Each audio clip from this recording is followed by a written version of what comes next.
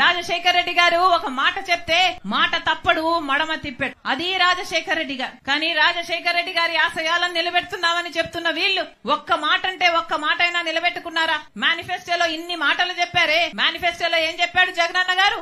పూర్తి మద్యపాన నిషేధం చేస్తానన్నాడు. మద్యం అనేది లేకుండా చేసినాక తర్వాతనే నేను వచ్చి ఓట్లు అడుగుతాను అన్నాడు. ఉందా ఇప్పుడు మద్యం ఉందా? మద్యపాన నిషేధం అయిపోయిందా?